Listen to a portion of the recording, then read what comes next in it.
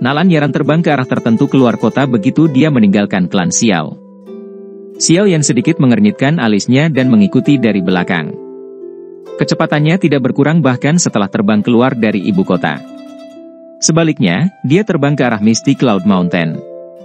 Xiao Yan merenung sejenak ketika dia melihat ini sebelum melanjutkan untuk mengikuti. Dengan kekuatannya saat ini, dia tidak perlu khawatir Nalan Yanran mungkin akan mempermainkannya. Meskipun yang terakhir juga berada di puncak kelas Do Uang, Xiao Yan memiliki kepercayaan diri untuk membunuhnya dalam 10 pertukaran jika mereka benar-benar bertarung. Mereka terbang di atas dataran besar seolah-olah mengejar bintang dan bulan sampai Misty Cloud Mountain yang menembus langit, muncul di hadapannya. Kecepatan Xiao Yan meningkat. Sesaat kemudian, dia mengikuti di belakang Nalan Yanran dan muncul di Misty Cloud Mountain. Sosok Xiao Yan berdiri di udara. Tatapannya menyapu sekte kosong di bawah. Pada saat ini, bahkan tidak ada sedikit pun kehidupan masa lalu di sekte Misty Cloud saat ini. Bahkan tidak setengah sosok manusia bisa dilihat saat angin musim gugur bertiup lewat. Tanah terbuka itu berantakan dan terutama tampak terpencil. Selama tatapan Xiao Yan melewati adegan ini, tatapan Nalan Yanran melihat ke bawah dengan tatapan kaget. Sesaat kemudian, dia menghela nafas dan segera tidak bisa menahan diri untuk tidak melihat Xiao Yan dengan tatapan marah. Dia berbicara dengan suara yang dalam, "Apakah kamu hanya puas setelah mengubah segalanya menjadi seperti ini?" Tatapan Xiao Yan terasa dingin saat dia melirik Nalan Yanran yang agak marah. Suaranya tenang saat dia berkata, "Apakah Anda masih akan mengatakan ini jika Anda melihat bagaimana klan Xiao saya dibunuh oleh sekte Misty Cloud sampai tidak ada yang tersisa?" Nalan Yanran berhenti dan tidak mengatakan apapun. Dia mendengar dari Yun Yun tentang betapa berdarah dan buasnya Misty Cloud sekte. Namun, ketika dia melihat sekte yang dulu sibuk itu menjadi sunyi, hatinya tidak terasa terlalu hebat.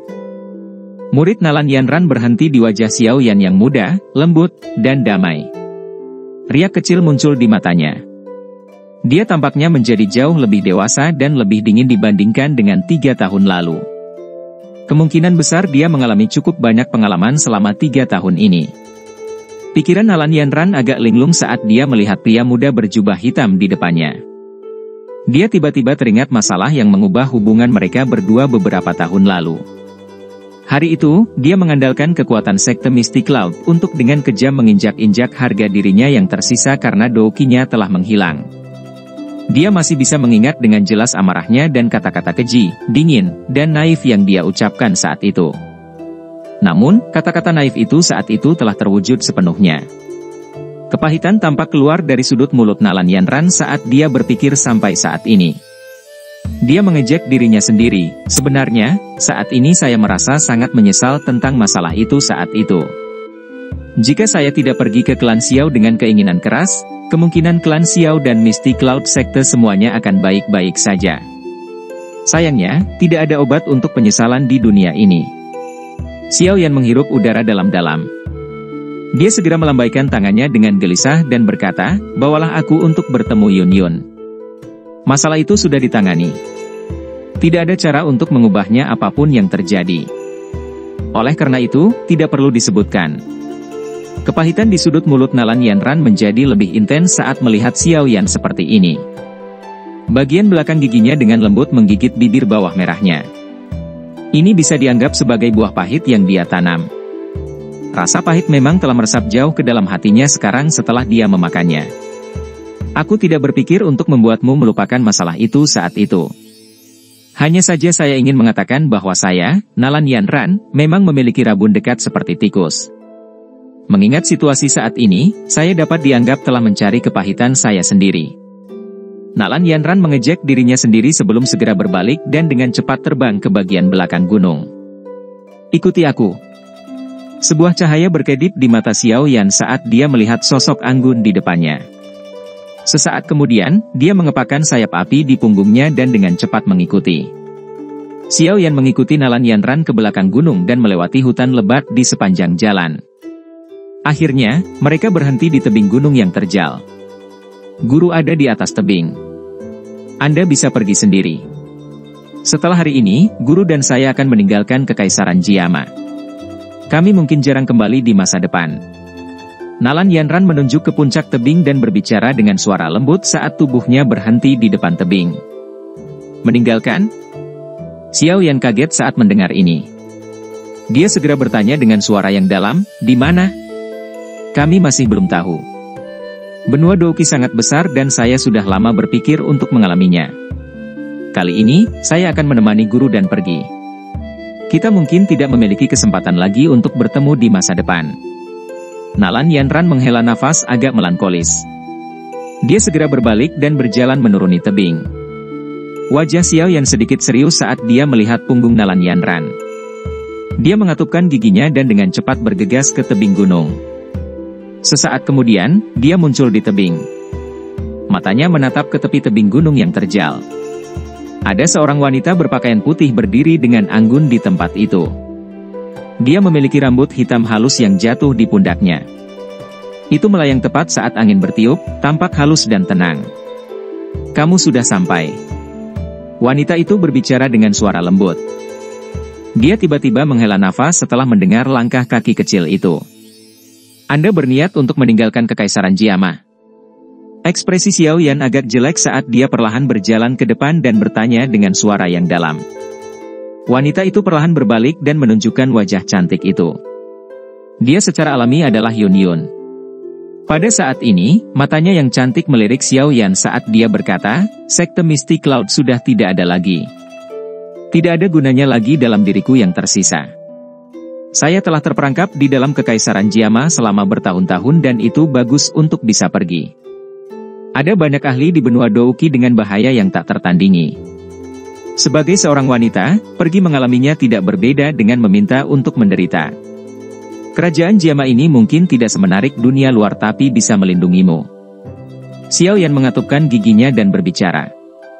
Dia mempelajari Yun Yun. Dia memasang ekspresi putus asa di antara alisnya. Yun Yun segera mengungkapkan senyuman setelah mendengar kata-kata Xiao Yan. Meskipun senyumnya berumur pendek, itu menyebabkan seseorang menjadi terpesona.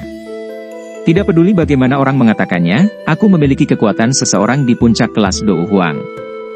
Bagaimana saya bisa menjadi wanita yang lemah bahkan tanpa kekuatan untuk menahan seekor ayam?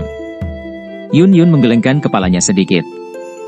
Matanya yang cerah menatap Xiao Yan saat dia berkata dengan lembut, kamu telah mengubah sekte Mystic Cloud menjadi seperti ini. Saya tahu bahwa Anda melakukan ini untuk membalas dendam setelah sekte Mystic Cloud berusaha memusnahkan klan Xiao Anda. Pembubaran sekte Mystic Cloud sekarang dapat dianggap sebagai pembalasan. Aku tidak membencimu meskipun guru telah mati di tanganmu. Lalu kenapa kamu masih pergi? Xiao Yan mengerutkan alisnya. Dia ragu-ragu sedikit sebelum berbicara, saat ini saya kekurangan beberapa ahli yang kuat di samping saya. Jika kamu benar-benar tidak membenciku, kamu bisa tinggal dan membantuku. Cahaya di pupilnya yang cerah mulai dengan saksama di Xiao Yan. Itu hanya berbalik setelah wajah yang terakhir berubah sedikit merah. Suara Yun Yun lembut saat dia berbicara, memang, aku tidak membencimu. Namun, pada akhirnya saya adalah pemimpin sekte dari sekte Mystic Cloud, meskipun sekte Mystic Cloud sudah tidak ada. Xiao Yan mengepalkan tinjunya erat-erat. Kemarahan muncul di matanya. Dia mengerti maksud Yun Yun. Dia memang tidak membencinya karena telah menghancurkan sekte Mystic Cloud. Namun, karena statusnya yang unik, dia tidak bisa tetap berada di sisinya. Mengingat status dan posisi saya harus melakukan yang terbaik untuk membalas dendam. Namun, Anda harus tahu bahwa meskipun saya memiliki kemampuan itu, saya tidak tega bertindak. Karena memang demikian, yang terbaik adalah pergi. Suara Yun Yun putus asa saat dia menjawab. Ekspresi Xiao Yan gelap. Wanita ini selalu keras kepala. Saya mendengar bahwa Anda bermaksud untuk mendirikan faksi di dalam Kekaisaran Jiama. Apa yang telah dikumpulkan sekte Mystic Cloud selama bertahun-tahun ada di sini. Sekarang tidak lagi berguna bagi saya. Aku akan memberikannya padamu. Yun Yun tersenyum saat melihat ekspresi Xiao Yan. Dia perlahan melangkah maju, membawa angin yang harum. Dia segera menempatkan cincin hijau tua itu di tangan Xiao Yan. Xiao Yan memegang cincin penyimpanan dengan erat. Tatapannya menatap tajam ke arah wanita ini yang telah meninggalkan kenangan mendalam selama pertama kali dia pergi untuk berlatih. Dia bertanya dengan suara yang dalam, haruskah kamu pergi? Yun Yun memandang wajah muda yang lembut, tampan, dari dekat. Kelembutan muncul di matanya. Ada lebih sedikit kelembutan dan lebih banyak kematangan di dalamnya dibandingkan dengan 3 tahun lalu. Anak kecil, kamu benar-benar sudah dewasa. Sekarang setelah Misty Cloud Sector telah berubah menjadi seperti ini, aku juga ingin keluar dan berjalan-jalan. Mungkin saya akan kembali lagi ketika saya berhasil menyelesaikan masalah di hati saya. Pada saat itu, sepertinya saya tidak akan menolak Anda jika Anda masih ingin saya tinggal dan membantu Anda. Yun Yun perlahan mengulurkan tangan lembutnya dan dengan lembut membelai wajah Xiao Yan sambil berbicara dengan suara lembut. Wajah Xiao Yan juga berangsur-angsur menjadi lebih lembut saat dia merasakan sentuhan lembut yang ditularkan dari tangannya. Bukannya dia tidak memiliki perasaan sedikit pun terhadap wanita di depannya ini. Kadang-kadang, saya berpikir bahwa jika Anda sedikit lebih berani di gua gunung saat itu dan mengabaikan ancaman saya, sekarang mungkin. Yun Yun tiba-tiba tertawa pelan saat matanya menatap Xiao Yan. Xiao Yan tiba-tiba mengulurkan tangannya saat matanya berkedip. Dia memeluk pinggang halus itu dan berbisik, apakah kamu menyiratkan sesuatu? Kemerahan cerah samar muncul di wajah pucat seperti salju Yun Yun setelah dipeluk dengan paksa oleh Xiao Yan. Dia dengan lembut berjuang sejenak tapi dia dipeluk lebih erat oleh Xiao Yan. Yun Yun hanya bisa melepaskan perjuangannya setelah usaha yang sia-sia untuk melepaskan diri. Dia membalik tangannya dan rompi biru tua muncul di tangannya. Dia dengan lembut menempelkan rompi itu ke dada Xiao Yan dan dengan lembut berbicara, ini adalah hal pertama yang kuberikan padamu. Awalnya, itu compang-camping tapi saya telah memperbaikinya dengan hati-hati. Meskipun sekarang tidak lagi berguna bagi Anda masih dapat memegangnya dengan hati-hati. Jika tidak, jangan salahkan aku karena berselisih denganmu jika kamu tidak dapat mengeluarkannya ketika aku kembali ke Kekaisaran Jiama di masa depan. Xiao yang terkejut saat melihat rompi yang menempel di dadanya. Peristiwa di sekitarnya di masa lalu juga mulai muncul satu persatu di kepala Xiao Yan dengan cara seperti toren. Tatapannya sedikit diturunkan saat dia melihat perasaan lembut yang terkandung di matanya yang cantik bergerak. Sebuah dorongan melonjak di dalam hatinya. Dia dengan kuat memegang dagu putih salju kurus yang terakhir. Setelah itu, mulutnya tercetak di bibirnya yang lembut dan indah. Yun Yun hanya punya waktu untuk mengeluarkan teriakan lembut setelah diam-diam diserang oleh Xiao Yan sebelum dia dihentikan. Tangannya yang halus menepuk bagian depan dadanya tetapi lembut dan lemah. Bahkan tidak ada kekuatan sedikit pun di dalamnya. Lupakan. Bagaimanapun, saya akan pergi. Aku akan melakukan apa yang kau inginkan sekali ini. Yun Yun mendesah pelan di dalam hatinya sambil menutup matanya. Mulutnya yang tertutup rapat perlahan terbuka dan membiarkan serangan mendominasi pihak lain masuk. Seorang pria dan wanita berpelukan erat di tebing gunung.